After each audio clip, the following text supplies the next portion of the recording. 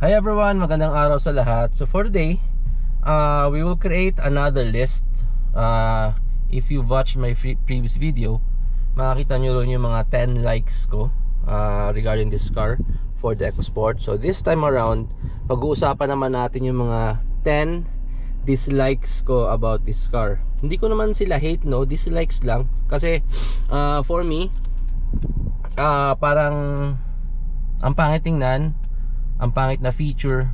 And ito pala, by the way, itong pag-uusapan natin, this is subjective. So this is my point of view. Ito yung mga dislikes ko. It might be different from yours, no? And yung unit ko pala is a Ford EcoSport 2016 Trend variant. Trend siya, okay? Hindi siya titanium. Therefore, may mga features na wala si titanium dito. Okay? So tara, start tayo. Yung first na dislike ko about this car is yung kanyang A-pillar blind spot. Okay? So ito yung A-pillar, A. This is the B-pillar, A, B. And then the last one is C-pillar. Sa A-pillar, medyo malaki yung blind spot niya. Kita niyo yung A-pillar natin, di ba? Medyo mataba. Tapos meron pa siya rito. So from this perspective, you could just imagine yung blind spot niya. So ang ginagawa ko kadalasan, pag mag-left turn ako, kailangan ko pang gumano ng konti para makita ko kung may parating na sasakyan, no? So yun yung pinaka-jahe. Aside from this, meron din tayong A-pillar dito, no? So dito medyo manageable, no? Yung A-pillar blind spot dyan, manageable siya. Pero dito medyo talagang mahirap. Sa mga first time drivers, medyo challenging to. Pero sa mga sa mga matagal na drive, kaya namang mag-adjust, no? So yun, that's my first. Okay, so let's proceed sa aking second dislike about this car. Yung second dislike ko is wala siya ritong armrest and yung compartment na rin. Kasi dito sa Ford EcoSport Titanium, meron siya ritong armrest which doubles up as a compartment or cooling compartment, no? So pwede mo siya lagyan ng drinks mo para lumamig. Kasi sa akin, small lang yan small item lang siya rito, pwede mo ikabit. Ba't hindi pa sinama sa lahat ng variants, no? Ba't nilagay mo siya sa titanium pa? Kumbaga sa ngayon, sa panahon ngayon, if you look at other car models from other makers, parang standard feature na lang yung armrest dito, no? Kasi kung 2016, 2017, 2018, kung kaya naman siyang ilagay sa ibang variant, why not put it across all variants, diba? Malaking tulong yan kung may papatungan ka ng braso, may paglalagyan ka ng gamit. So kung makakita, diba, medyo disorganized dito. May alcohol ako, may tubig at kung ano-ano, no? So medyo pangit. So that's my second dislike. Okay, so let's proceed now sa third dislike about this car. Ito, nabanggit ko na to sa isang video ko before, na bago kayo bumili ng EcoSport, panoorin mo na to. So this third dislike pertains to this shift stick or shift knob here, no? Kung eto, tatanggalin ko to, makikita nyo yung loob nito, nahaagnas. Rubber siya, rubber. Pero yung rubber na yon, it becomes brittle. After 4 or 5 years, it becomes brittle to the point na nagka-crack siya, no? So hindi ko alam kung talagang ganyan yung pagkakadesign sa kanya, pero it's something na dapat hindi nangyayari, considering na ang car natin dapat tumagal siya ng 10 or more years. Yung shift knob niya rito, yung shift stick niya, yung rubber niya rito, nagbibitak-bitak, no? Kaya nilagyan ko siya ng cover para mag-hold na lang at hindi na magbitak pa, no? So aside from that, kasama na rin dito yung sa steering wheel dito. May mga siya rito, crackings, hindi naman, para ba sabihin yun, parang yung paint niya nag-chip, no? Dito. So makikita nyo wala na siyang chipping ngayon sa aking steering wheel kasi nilagyan ko na siya ng bagong cover. Ayan, so wala na yung chipping niya, pero medyo pangit, no? Okay, so that's my third. Okay, let's proceed now to my fourth. Sa loob pa rin tayo ng kotse. Isa sa pinakaayaw ko dito is yung kanyang headliner, no? Yung headliner niya maganda naman siya, okay. Kaso the color itself medyo pangit, no? Light color siya. And because it's light colored headliner, the tendency is madali siyang madumihan. Lalo na kung may mga anak kayo maliliit, no? Yung mga anak niyo maliliit, nakupo sa likod, minsan pumapatong pa dito, tapos nakahawak dyan. So the moment na hinawakan nila yan, sigurado madumi. Ayan, no? So medyo, I'm not sure kung kita nyo sa video, pero maraming dumi. I tried removing them pero ang hirap tanggalin. Siguro papatanggal ko na lang siya pag nagpa-detail ako dito sa loob, no. So yan ang problem ng medyo light colored headliner. Medyo ano siya, madaling madumihan, no. So that's my fourth. Okay, so lumipat ako ngayon sa likuran dito sa passenger area para pakita ko naman sa inyo yung fifth na ayaw ko sa kotse na to. Dito nakakita nyo medyo masikip siya, no. Normally design talaga tong likod for maximum of 3 passengers, diba? So yung comfortable seating 2, yung medyo okay na seating 3. Pero alam naman natin sa Pilipinas, medyo malaki family natin, kadalasan, 'di ba, 4 yung sumisirasakay sa likod. The thing here is this car, Ford EcoSport, crossover siya ng SUV tsaka ng mga sedan. And because of that, yung size niya medyo makitid din gaya ng sedan. And because of that, medyo masikip sa likod, no? Compared to SUV, sa SUV and sa pickup namin, yung 4 sa likod medyo okay, kasyang-kasya, walang problema. Pero dito sa likod talagang siksikan, no? So kailangan i-compress yung 4 because of this. Kita nyo naman, no? So first, second, third. So pwede sana yung 4 pero siksikan ng konti, no? So although again, subjective to tong dislike na to kasi again in my case 6 kami sa family, no. 5 tatlo yung anak ko, 2 kami mag-asawa, tapos yung pamangkin ko pa, so 4 sumasakay sa likod. Okay, that's my fifth. Okay, so now we are outside the car. Let's proceed to my sixth dislike about this car. So sa labas makita natin maganda pa siya. And if you watch my previous video, sabi ko kasi, di ba, maganda yung pagkakagawa sa kanya, matibay at makapal yung lata. Now, about this car, the problem kung gaano siya katibay, siya naman lambot ng ating mga rubber sealings dito, no? So kita niyo yung rubber seal dito, yan, no? Tanggal na, nag-crack na siya. Again, around 4 to 5 years yata, nagka-crack na to. Nagsata siya mag-chip. So tinanggal ko na yung iba. Tapos pag tinanggal mo yan, you'll see this plastic part. So ito rubber to, no? So dito nagka-crack siya. Then dito same thing din, you know. May mga cracks na rin dito. Hanggang dito yan eh. Tinanggal ko na ibang parts dito. I've seen cases much worse sa kotse ko. Yung iba nga mas marami pang cracks hanggang doon eh. So ako dito lang, no. So yan.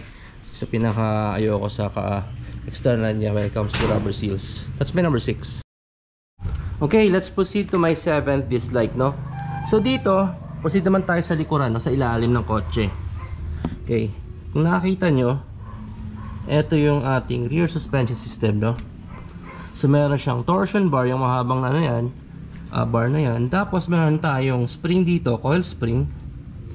And then yung ating hydraulic shock dito. So masabi ko overall, kapag tumatakbo kami, comfortable naman yung ride niya.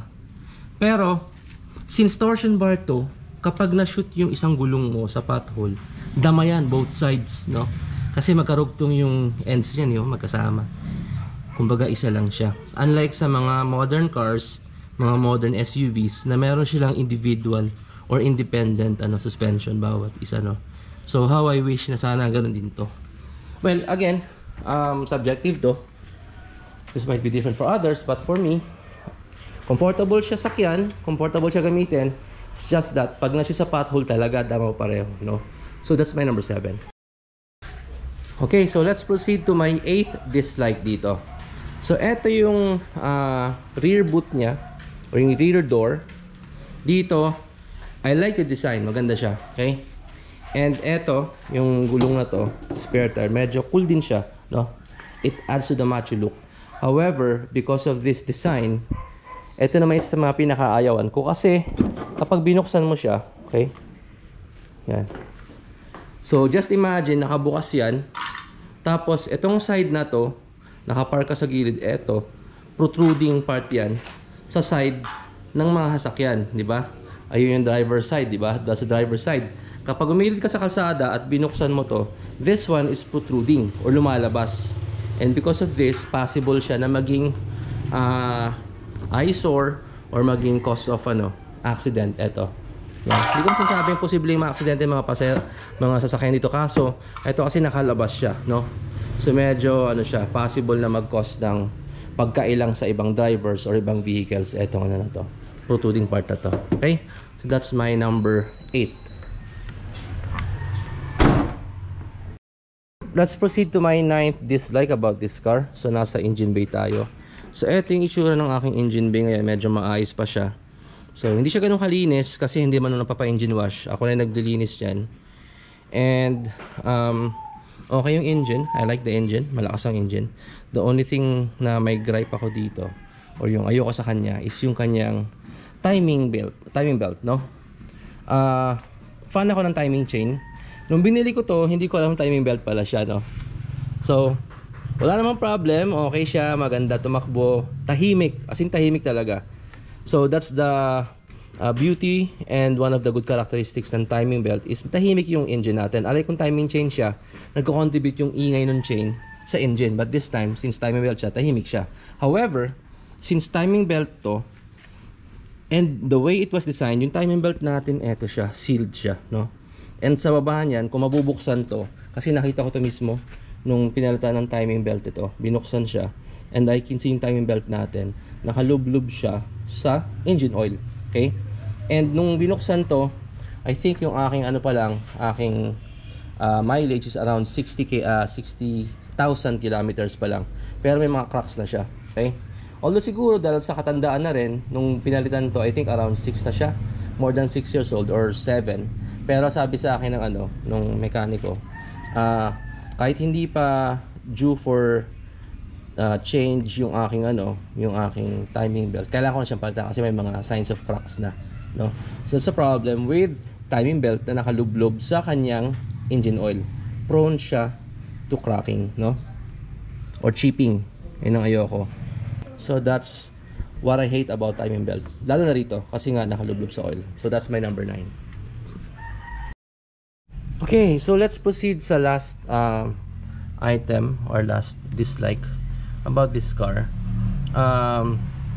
I've heard about reports and users na nagko-complain about their DCT, na babasa ko sa mga forums, nakita ko, tapapan ko sa mga YouTube videos, and sinasabi nila yung kanilang transmission may problem, kahit naka-reverse ayaw matras, kahit naka-drive ayaw umandar.